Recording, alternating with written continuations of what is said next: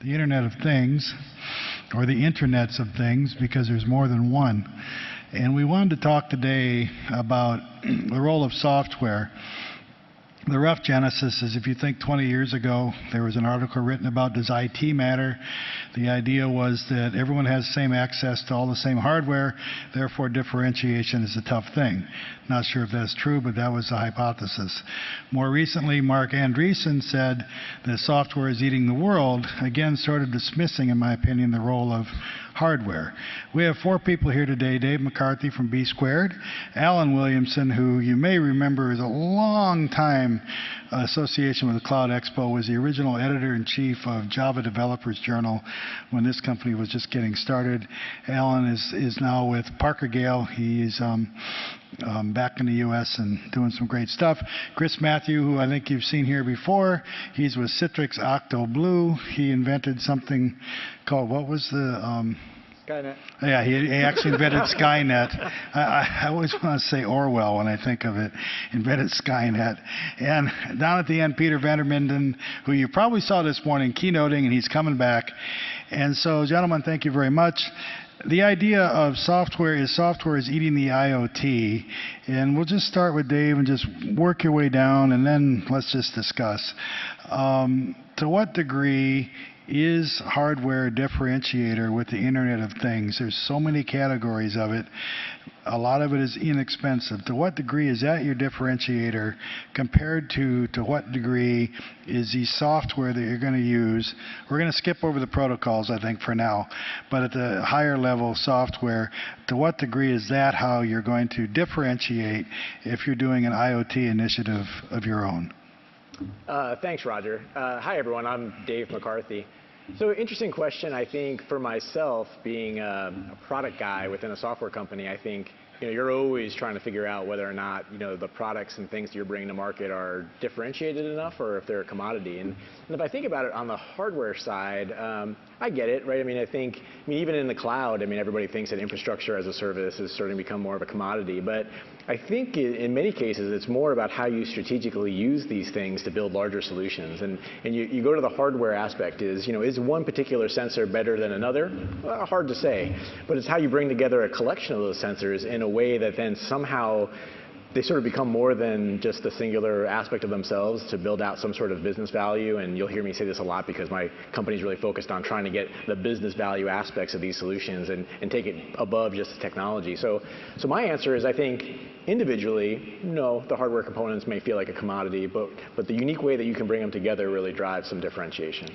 Now, Alan, you're into private equity now, so you may have a different perspective than you did before. How would you look at that question today?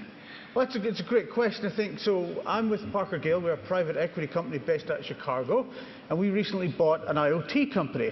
We like to call it Internet of Trash, because it's a company that it's a 25-year-old company, and I'm giving a talk about it tomorrow, small promotion, sorry about that. And basically what it does is it monitors the fullness of your trash cans, and it radios back to base. So it was an IoT device before IoT came on the market. And as we sort of got into this space, what's been quite interesting is that, yes, there is that sort of competing at the software level. It sort of democratizes everything. But what's beautiful that we're seeing here is things like the Raspberry Pi and those sort of devices. It's bringing a whole bunch of new people into the industry where they're just learning Python or JavaScript or even Java, dear to my heart. And then starting to sort of see what can these devices do. And that's what I'm finding, that's what I love about the IoT industry at the moment, is this new infusion of, it's like adults get to play with Lego again. It's kind of cool. Chris, you like to play with toys, and I mean that in a good way. How do you look at it? I think if you rewind a little bit, when Mark Andreessen talked about software eating the world, he was spot on. I lived through Blue Cross Blue Shield becoming an online company. E-commerce, cloud, mobile, all of that's reality. So every company today that's still in business is a cloud and mobile company today. I think tomorrow, when you look at all of these advancements in IoT hardware, IoT software, it's the next target. Every company is going to have some aspect of IoT in it, whether it's to improve supply chain whether it's to improve customer service or wearable connectivity or athletics. I mean, everything is going to be competing on IoT, and I think where Dave said it really depends on how you lay it out is a differentiator for your company.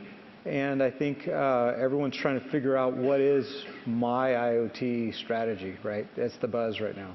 And one more thing, I would say even in the next 5 years, IoT as a buzzword may not even be a thing. If we all do this correctly, it'll all just be expected, I think. It'll be the common sense of IT. Well, so like the stuff that's embedded in cars, we're not thinking about it. We probably don't even know. As Alan and I were talking over lunch, our cars are ratting us out now. They're reporting on us. We're not even aware of the technology there. So that maybe is what you're thinking. Peter, you have maybe a unique perspective in that not only looking at things from analyzing companies, but with your relationship with RPI, you're in the educational world, and so need to be aware of what people are learning, and what was your view of the question, and sort of your guidance from also interfacing with the world of education. Yep. No, Roger, I think Andreessen's statement has to be put in perspective of, it's sort of like the story of the blind men all trying to describe the elephant. And we're dealing with something that's really big. And it actually incorporates all of our existing IT technology that we have created to date. A PC is an IoT device, okay? And if software is eating the IoT world, well, good example of that could be a Cisco router. We now have in the cloud software-defined networks. Do we need that physical router anymore? But on the other hand, the lines are blurring in the sense that, what is an ASIC? An application-specific integrated circuit. That's where we are going to go and burn the software that we've optimized, such as like what Google is doing with creating a tensor processing unit to optimize it to be able to execute the TensorFlow language. So it's always contextual. We're going to have devices at the edge that, if we're going to get really small, get really disposable, like I described this morning, it is going to be very much getting as much of the software into the hardware itself to make it as compact. But then as we move up further into the cloud and we are going to virtualize more things, yes, we can manifest in the cloud in software things that we used to have to do physically. I'm wondering if the folks in our audience that attend the show live a little bit in Dilbert world, where they may get a commandment from on high to do something with IoT, and sort of missing the point. And I'll start with Dave. How do you recommend to people how to even get started? And how do you choose what devices? How do you choose how to approach the software side? Or is that just completely missing the point? Should it be more like, we're trying to accomplish something here, and oh, by the way, this stuff will do it? How do you get people even to take the first step? It's a great question, because over the last couple of years, I've had a chance to really get into a lot of different companies and see different approaches and how they go about it. And for certain, I've talked to some people within IT and engineering groups where they do get stuck on the protocol story. They do get stuck on which sensor is better. And in a lot of cases, unfortunately, what I see is these guys going and building a really cool lab experiment that never leaves the lab. They might have been able to demonstrate something interesting in the IoT world, versus the ones that I think, you said sort of you get the command from the top saying, we're going to now be an IoT company. And I agree with Chris that I think every company is going to have some aspect of that. But some are going to do it better than others. Some are going to be sort of leaders, and some of them are going to be followers. And so they all won't be equal in the end. And I think it's the companies that start with trying to understand, what is it going to do for my business, whether it's internally for my business or for my customers, and you start working backwards to that to say, okay, well, great, if that's the mission, what are the things that we need to come into play? And all of that will start naturally falling out in terms of what you already have in place that you can leverage from existing investments and what you might need to augment. So it's really, to me, it's the business use case value going down than it is the, here's a cool bunch of piece parts, how do I build up? You mentioned leaders and followers. How many people have seen the movie Idiocracy?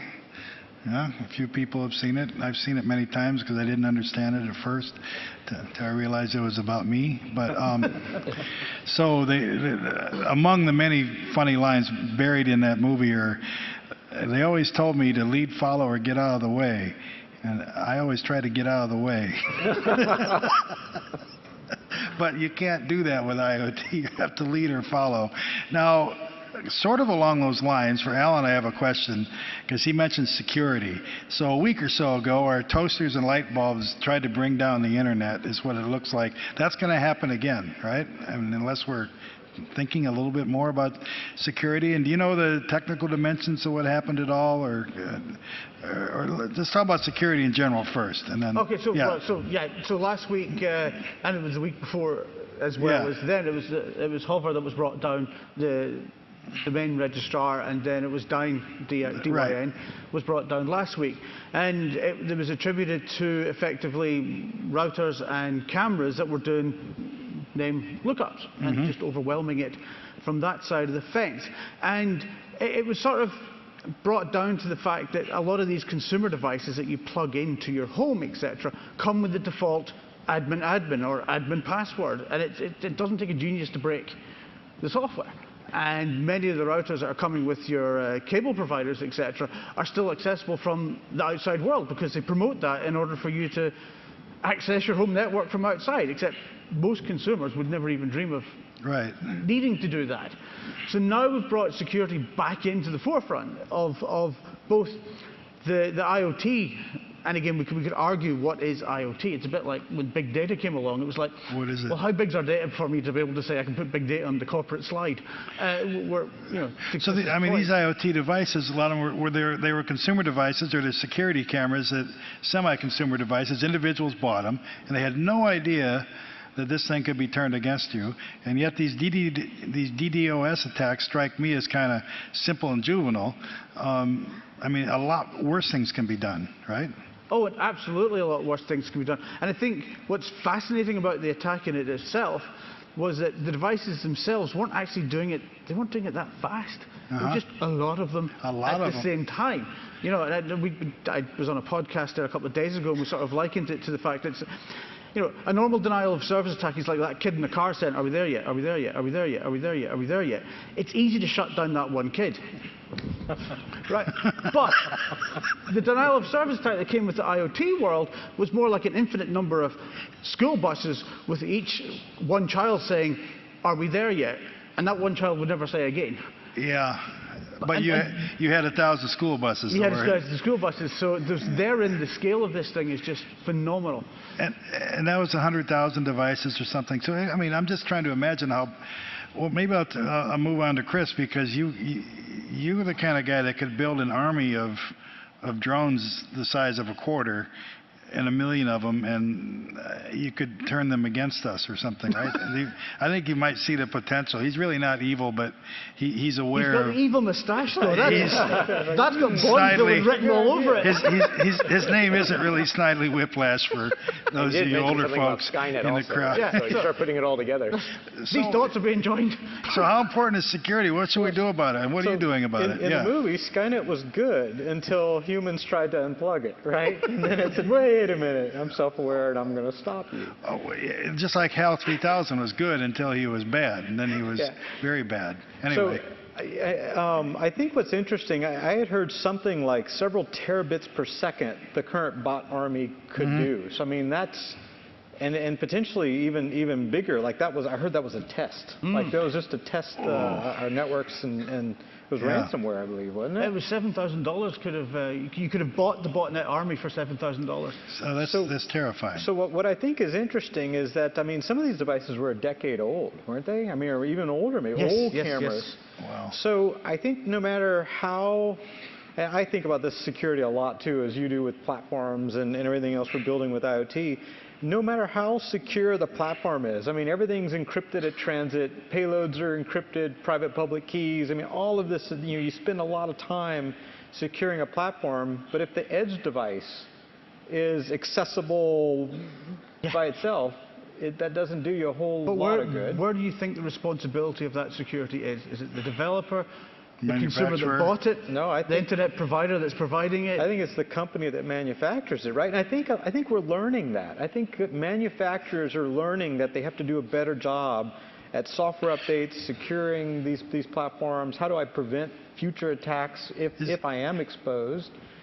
Man, that's a lot to think of. And it maybe spurred a whole new set of IoT security companies, perhaps. I mean, what do you, first of all, I'm going to ask Peter what you make of all this, and especially the question of culpability, or is this analogous to cars, the Corvair, unsafe at any speed, and bumpers, and the Ford Pinto, and until they were forced to make them safe, they wouldn't? Or what's your view on this overall security and the potential for mischief and what we should do about it?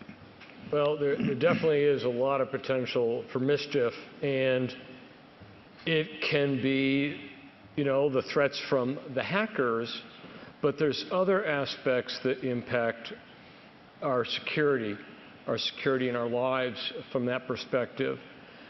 And this morning I talked about being transparent and explicit about data ownership and being transparent about surveillance. Well, there's another aspect, particularly on the software side of things, and that's also being transparent about the algorithms that are used. And how do we make that more open and ensure that that is not affecting our lives? So on one hand, we have the recent instance with Wells Fargo where they were standing up accounts, false accounts. Well, that can affect your credit score, and so people may have gotten higher interest rates as an outcome, or may have been denied a mortgage as an outcome. And we're all used to the challenge with, okay, in Facebook, why aren't I seeing posts from this friend? And it's because Facebook has an algorithm that is determining what shows up in our news feed. And we see it very much when there's a hurricane, and you see, the Weather Channel is showing 7 different tracks that these different algorithms are all projecting that it can take. So there's other aspects around being secure and confident in what the software is doing for us, and giving people the ability to have some degree of transparency and control in that regard. Well, Dave, let's go back to the idea of people in the audience just doing their own little project. Can't solve all the problems of the world. How do they solve their own problems as far as staying secure and trying to keep their own little initiative going along without interference from the outside world? Well, I think, and I've heard many people say this before, that when you talk about things like security, it can't be an afterthought. It's something that you need to design in from the start. And I think that that's why you see a lot of importance being placed around IoT platforms as one way of standardizing this. And I've been on stage before, and people have asked me the standardization question, and I said, standards don't matter. We've got plenty of standards. Well, I don't need another standard to add to it. But the deeper you get into some of this, you start understanding the value of being able to understand where those edges are on certain things. And you mentioned, Roger, just the whole idea of scale, that I think that the problems that you run into in a lab are going to be different than the problems that you run into in the field. And when you think about you think about a lot of the things that have been solved in the cloud, it was really more around people, and how can we manage all of this large amount of people data? And now you take that to another exponential level when you start saying the number of things and devices that can start communicating, and there's no way that people are going to be able to manage that. And so I think the role that software can play in that is to be able to really start defining, policies and automation around what to do in certain conditions, and so that you're not a bunch of people staring at dashboards trying to react to, oh my goodness, now we've got an attack going on at a DNS server, that there's something already paying attention. And I just have to say this too, because the first thing that I heard, and I know we weren't going to get into protocols, but I say to myself, why are we still using DNS as our standard protocol that's so vulnerable to things like this? We need to get over a little bit of that, but that's... Well, okay, and I'm thinking for Alan to follow up on this, so you may be unique in the panel in that being a citizen for a long time of a country that still maybe be in the EU for a while, and part of that country, We're hanging in there. and a part of that nation that still wants to be, but also with deep experience in the U.S.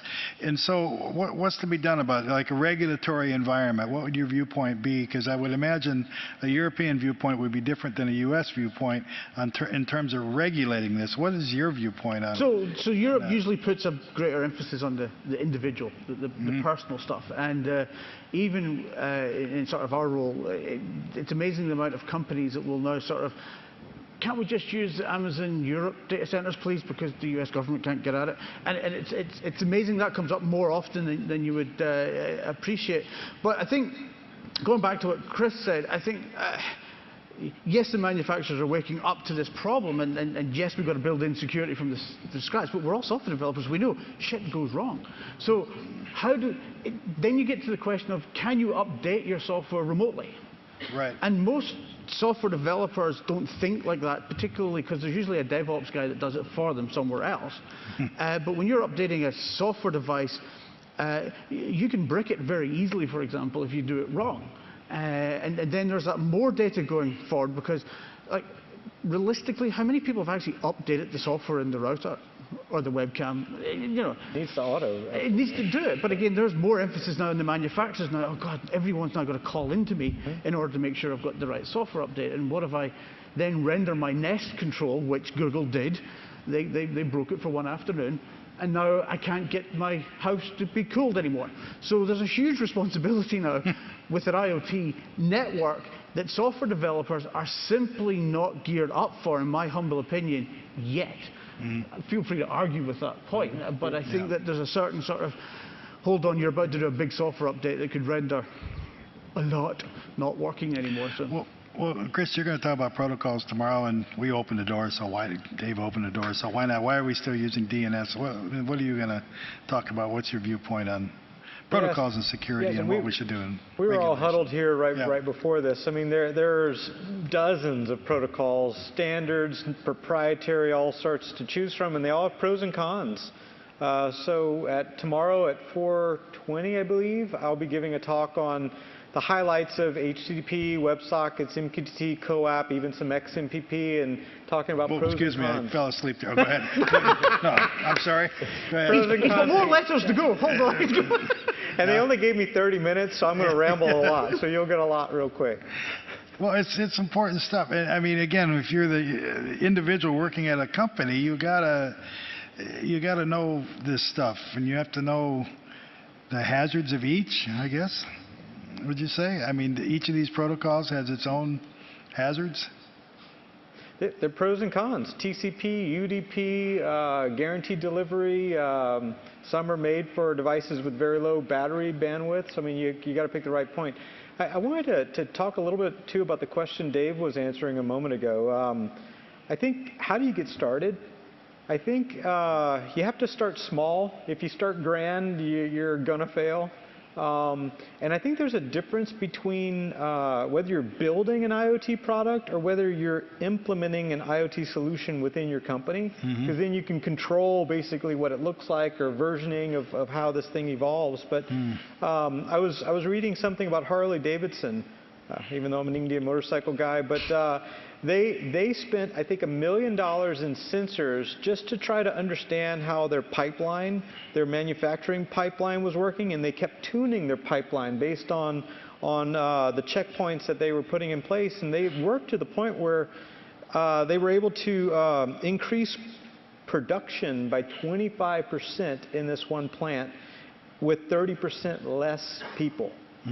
So, I mean, that's what I'm saying. Even though you're not an IoT company today, you're going to be leveraging these types of technologies tomorrow to be competitive and be in business for the next 100 years. Peter, you're going to give a speech on the IoT, the good, the bad, and the ugly. And it seems like what you're talking about is not so much technical, good, bad, and ugly, but motivation and transparency and issues like that. I mean, how do How do companies proceed? What are the good companies doing that the bad and the ugly companies are not? Okay, Put it that way. and oh, by the way, we're going to be talking at the same time tomorrow, 4:20. So you have a choice of Well, if protocols, fall asleep, or Yeah, we go to can that, go go to and it. talk and listen about the good, the so bad, I'm and the ugly. sorry, I sunk Chris's assessment. Go to both of them. They're all online. Go, whatever. They're both great. Anyway, But yeah, what are the I've seen good a ones number of doing? instances where, implementations were done technologically well, Yeah. but they got the business model wrong. They monetized the wrong aspect. And those that have been successful have been those actually that have involved industry collaboration, not trying to build a solution to give your company solely strategic competitive advantage as a zero-sum game, but how do we move our industry together forward and working in partnership with your industry trade association that may be relevant to advance the field in that area. Those have been the best implementations that I've seen. They take longer to get there, but those are the ones that actually have the greatest staying power that I've seen. What is this idea of sort of transparency or truth in advertising? You mentioned Facebook, and I think Facebook was fighting the notion, the discovery that they were, applying algorithms to which news was served to you, which strikes some people as censorship or at least some sort of invasion of privacy. What should companies do to play nice? Is that possible? It is stepping back and recognizing. You mentioned LinkedIn, for example, as a good example. That's very much a cloud company, not an IoT company in that sense. But if we think about IoT, you need to step back and really think about your supply chain. Maybe you're assembling some piece of technology, maybe it's a car, and you have upstream suppliers putting components that need to go into that, and you want that component IoT, and it goes in, and then it goes out through your distribution channel out to the customers. You've got multiple stakeholders that need to participate in that, and if you don't engage with them and treat them as partners, and so to the Facebook example, there's Facebook, that stood it up so that it would measure the clicks, if you just inadvertently clicked on an ad and it was, oh shoot, I didn't mean to do that, and you quickly exit and you were there for less than 0.3 of a second, boom, Facebook was charging that advertiser. That's not really treating your customer who's paying you for the advertising any respect. And we got to have respect and treat our customers well if we want to have a strong business model in that sense. I think that's interesting. So last week I was or 2 weeks ago I was at the Gartner conference, and they were talking about IoT and the whole transparency. You brought this up, and one of the interesting stories that they had was this notion that insurance companies were starting to look at things like, we'll give you the Fitbit, and if you do your 10,000 steps a day, we'll decrease your premium. Great. Or install this to your car, and if you did it, that's great. But the problem they're wrestling with is, okay, what if I don't do my 10,000 steps? What if my lazy ass only does 2,000 steps a year? Are you going to increase my premium now? So the insurance companies were discovering a real problem with consumers buying into it because the consumers couldn't trust that the data wouldn't take them the other way. So again, there's this inherent myth that we want the data to do as good, but it can also do as bad. And as we were talking over lunch as well, the fact that our cars can now tell us we probably were speeding. The idea of the car, well, I'm so old, I can't even stand the little cameras that show me what I'm going to back into. It's like I can back into it myself. Thank you very much. I know how to drive the car. Get out of here. But that's just me. Who said the PC was a thing? Someone, down there. Okay, so we'll start down there and move this way. So Internet of Things.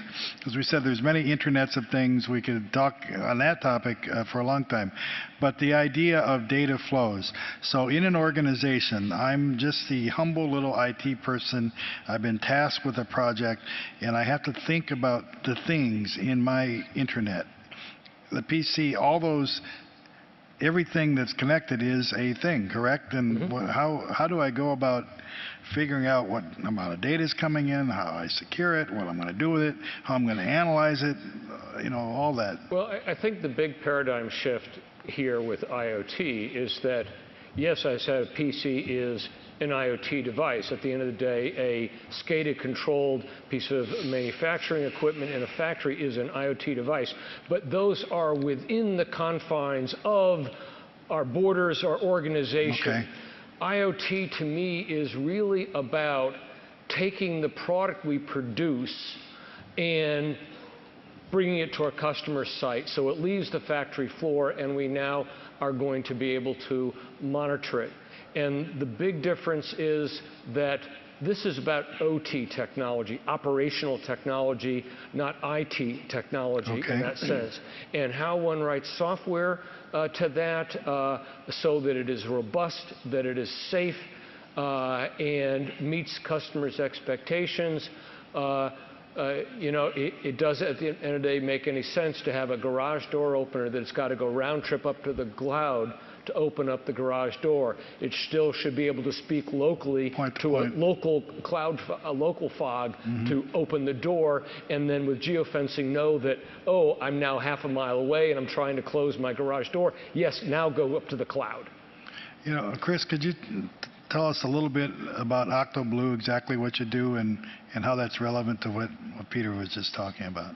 Yeah, so we set off, like Skynet, to connect anything to everything and automate, even machine learn and AI, just like the movie, but for good.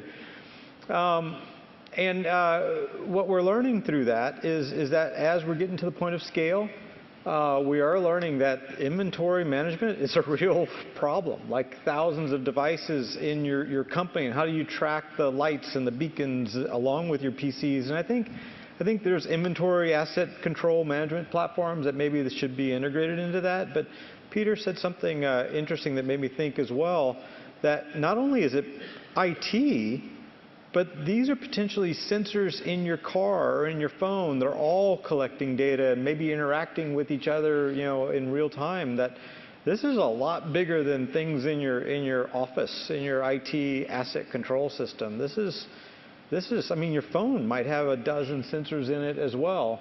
What I like about the phone as a mobile device, being an IoT device, so to speak, it brings context to the situation. It knows your location, your identity, your proximity to a device, and now things in an environment or a workspace can interact with each other because it knows Chris is in the conference room. Does he have a meeting?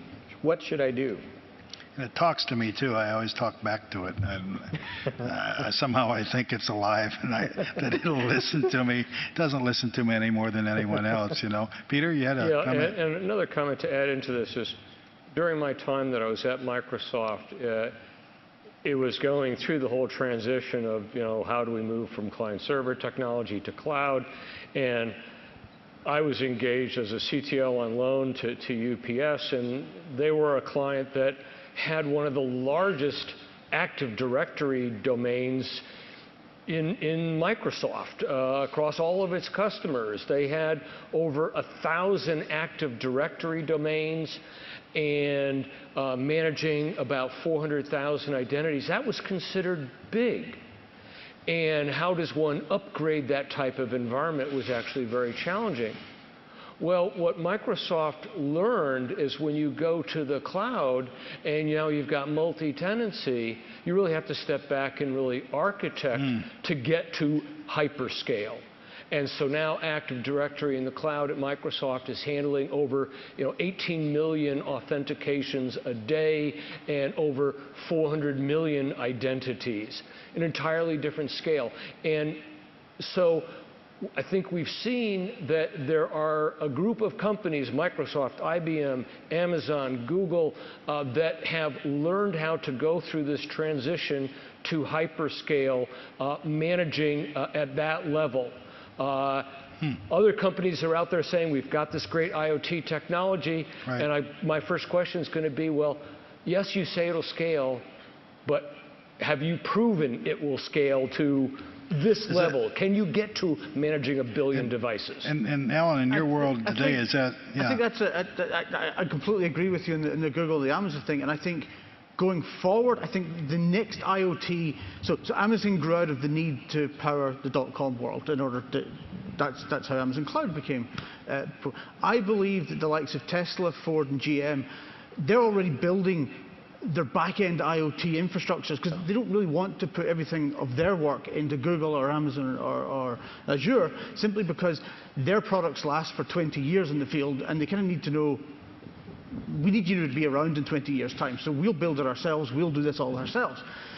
I think that probably in 5 years, maybe even sooner than that, for us to go and rent some of Tesla's infrastructure or Ford's infrastructure like we do with Amazon now, but for the IoT space, is probably going to be the next wave of sort of big cloud providers, because they're going to solve the problems that you've just described, where cars are the ones that are throwing all this data at them at huge volume. Yeah, and a great example of this is, okay, we've all been expecting that Apple is going to come out with an electric car. And who has the resources to go do this? Who's the innovative company? They're going to go do it. We're all excited. We can't wait. And they went out and they hired a bunch of automotive engineers, and they, as I understand, probably spent maybe $1 billion or $2 billion on this, and they've been working on it for 2 years, and it appears they now have pulled the plug on it. And my guess is because they actually took too much of a traditional approach to it. Meanwhile, Deutsche Post just kicked out VW as its supplier of its postal vehicles in Germany, and stood up a skunk works of about 100 engineers and have developed their own electric vehicle. They only need 5,000 of them. And they've outsourced the entire manufacturing of it, working closely with PTC and ThingsWorks and such like that. So the agility and ability for a company like the U.S. Post Office to now go, oh, we're going to go create a car. And they could do it, and they did, and Apple couldn't. So talk about that turning the world upside down. This reminds me of a conversation we had last year, and we're almost out of time, so I'm going to throw the last question to Dave. Coming back, last year, a lot of people were saying, you get involved in these IoT discussions, and you talk about connected cars, and you talk about the so-called moonshots, which actually should be more like Mars shots, since we're trying to send people to Mars. Meanwhile, back to your customers, do you advise them to start a little smaller, and how do you get them to kind of winnow through all the choices so that they get off on the right track and have some success? Is that more of how you look at it, or do you also look at the giant scaling stuff? Well, I think the way we typically do it, nobody wakes up overnight and transforms their company with IoT. I mean, it's a process, and in fact, it's a journey, if you will. We're going to have a little talk about this tomorrow about the different stages that people have to go through. So it's kind of one of those where I want to have my cake and eat it too. So I absolutely agree. You have to bite off something that's small enough, tangible enough, because if you can't prove the value in your small scale pilot, you'll never get the funding and the backing to do it larger. But at the same time, I try to tell people, though, but you need to understand how that's going to fit in the greater context, because you don't want to just throw away a bunch of work and not see it. And I think a little bit about what we were talking about. I spent a lot of time with industrial companies, so I understand the OT or IT-OT divide. And I always thought it was kind of funny that if you took IT and OT and squished together, you get IoT in a little way. But the motivations of those groups are different. And absolutely, I think that I don't know that everybody thinks this, but I've run into enough that people who think that IoT is just about sensor data or it's just about new device data. And as you were pointing out, it's both a combination of how do you combine that with other enterprise data sources within your organization, but then it's also understanding the ecosystem of companies that you work into, because I think there's a lot of sharing opportunity for data to leverage what one company is doing in a larger context. And it's trying to get through breaking down all those walls and architecting something that makes sense is, in some cases, the biggest challenge. Well, we're out of time. These four people are all fascinating individuals, each in their own way, so please feel free to approach them afterwards or at the reception, which will start momentarily if it hasn't started already. Thank you, everybody, for coming today. Please look at your schedules. See you tomorrow. Thank you again.